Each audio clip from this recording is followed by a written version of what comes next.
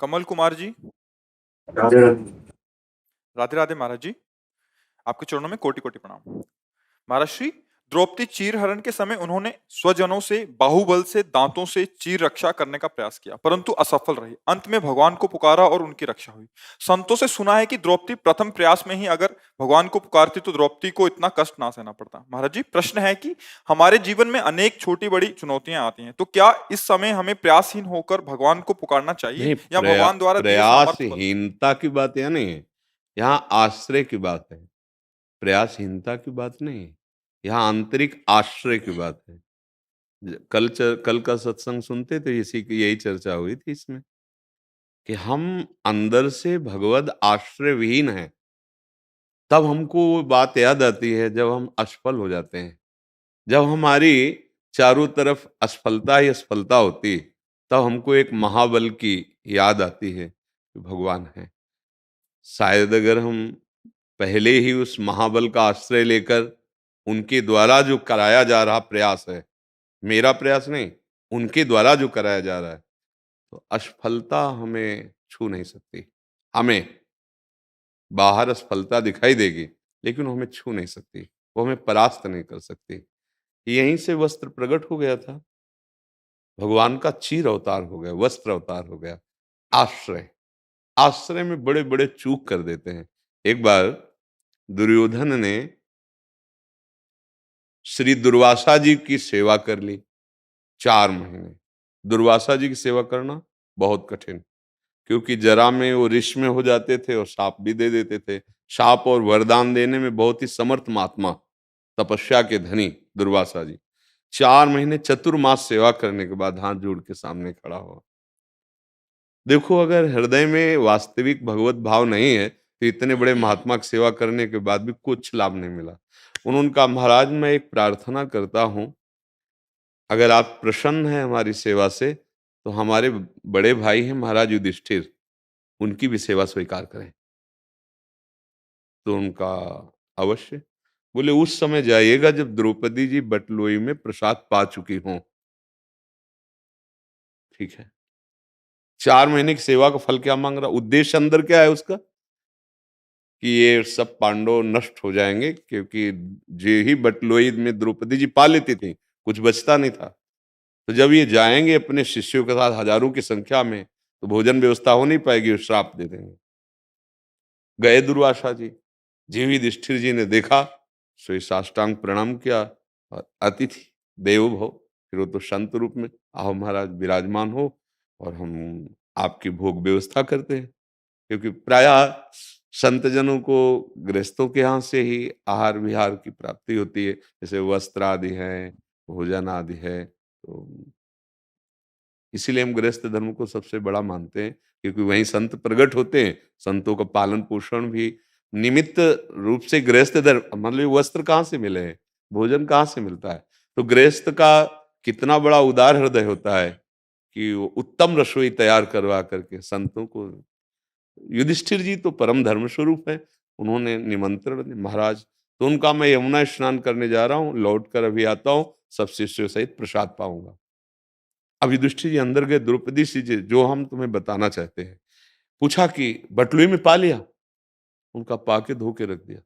वो मूर्छित होकर गिर गए। कि कोई दूसरा महात्मा होता तो विनय भी की जा सकती थी, दुर्वासा है तो प्रसिद्ध है, बहुत जल्दी क्रोध कर लेना इनका स्वभाव है। वैसे ही वनवास में कष्ट पा रहे हैं, जरूर कोई न कोई शाप दे देंगे। द्रौपदी जी ने उनको चेतना दिलाई, कहा अचानक आप ऐसे, उनका महान अमंगल हो गया। बटलोई में, अच्छा बटलोई में अगर ना द्रौपदी जी पावे तो जो चाहे वो जितने का चाहे, वो सूर्य भगवान का वरदान था। अब पा लेने के बाद फिर कुछ नहीं निकलेगा। और उस समय इतने महात्माओं के लिए कंदमूल फल भी लाना असंभव था, एक दो महात्मा होते तो लाया। इसलिए बहुत व्यथित हो गए कि आज धर्म का रक्षा कर पाना, धर्म की वृत्ति का, अतिथि देवो भव, उनको निमंत्रण अब कैसे। तब द्रौपदी जी, वही द्रौपदी जी जिस प्रसंग में आपने प्रश्न किया, अब उनका आश्रय दृढ़ हो चुका था ना, तो उन्होंने कहा एक बटलोई पर आप इतना भरोसा करते हो, वो अनंत ब्रह्मांडों का भरण पोषण करने वाले श्री कृष्ण हमारे हैं, इस बात की आपको याद नहीं आई।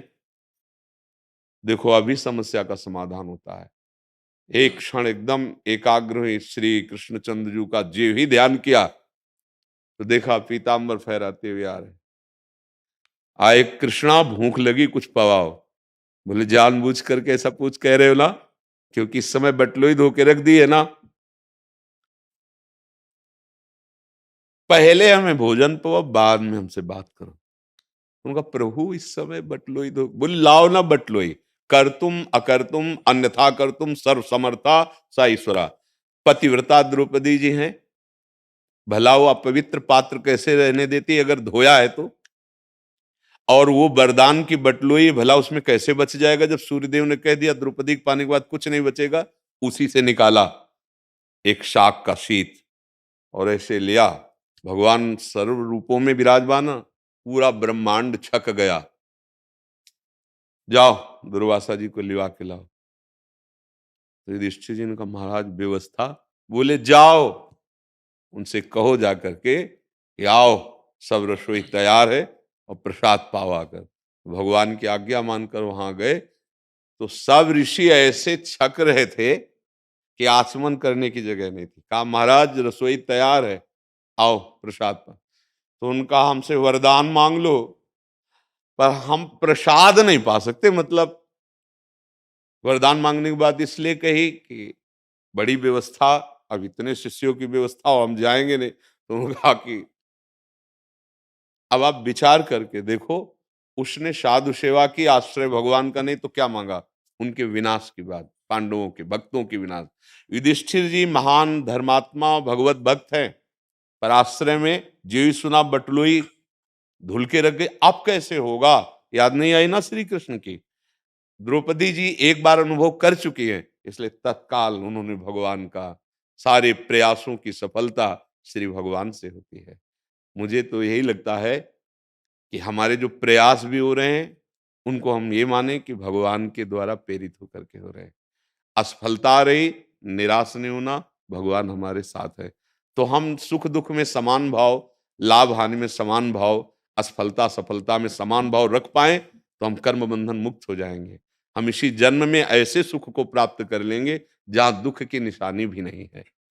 तो ऐसा नहीं कहा जाता कि कायर बन के बैठ जाओ, ये नहीं कहा जाता, पर भरोसा आपका श्री भगवान होना चाहिए, कोई व्यक्ति नहीं। चूक कहां हुई, बटलोई भरोसा। चूक कहां हुई, पतियों का भरोसा।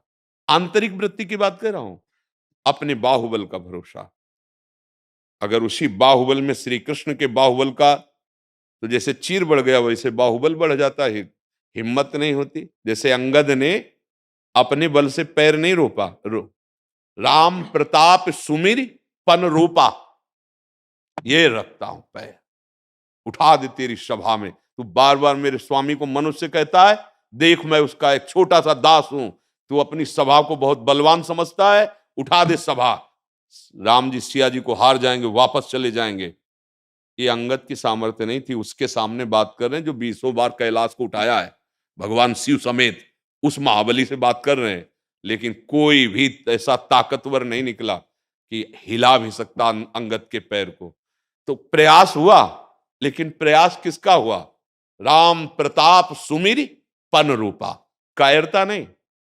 हम भगवान का स्मरण, प्रविश्य नगर कीजय सब काजा, हृदय राख कौशलपुर राजा। भगवत चिंतन करते हुए, भगवान के बल का स्मरण करते हुए, जय पराजय में समान भाव, तो अमृत पद को प्राप्त हो जाता है, भगवान को प्राप्त हो जाता है। आप समझ पा रहे, कहीं भी कर्तव्य कर्म ना करने की बात नहीं कही गई। कर्मण्येवाधिकारस्ते मां फलेषु कदाचन, फल की इच्छा में समान रहने की बात सिखाई भगवान ने, और कर्तव्य कर्म दृढ़ता पूर्वक करने की बात कही है। और भगवद आश्रय से अब हम लोग क्या करते हैं, अगर कोई विपत्ति आई तो हमारा चिंतन कहां जाएगा, बस चिंतन फाइनल करता है आप किनके हो, या उनका फोन नंबर है ना, बात करो ना। हाँ, चूक हो गई। पहला हमारा चिंतन भगवान के चरणों में, प्रभु। अब वो प्रेरणा हुई कि उनका नंबर फोन लगाओ, फोन नंबर लगाओ।